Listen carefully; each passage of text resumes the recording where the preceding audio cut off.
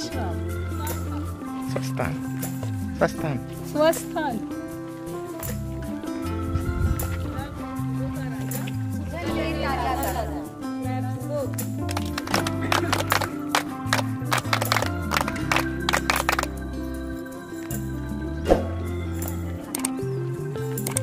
माननीय आमदार साहेब अडबाले साहेब हे आमच्या गाईड ग्रुपला व्हिजिट करताना आणि टेंटची तपासणी करताना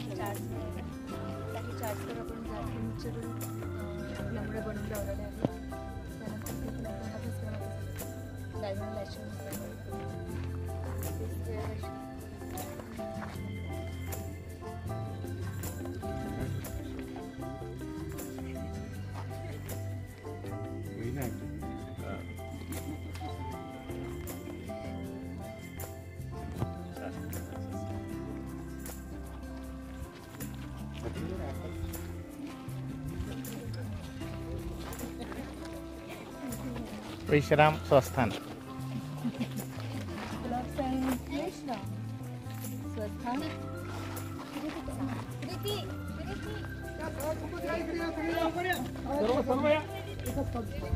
चला फास्ट सर, फास्ट या सर सर व्यवस्थित अर्ध गोल इकडे काही अर्धे इकडे अर्धे इकडे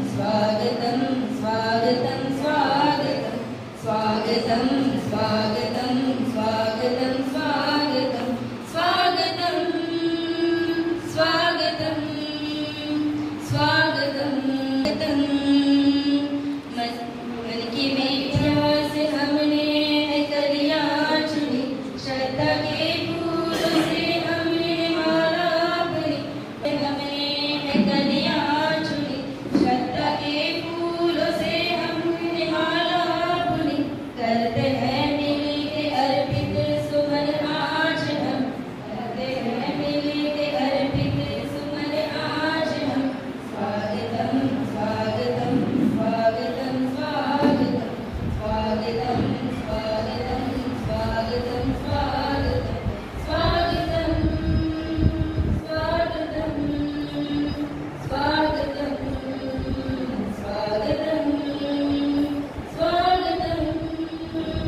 स्वागतं स्वागतं स्वागतं।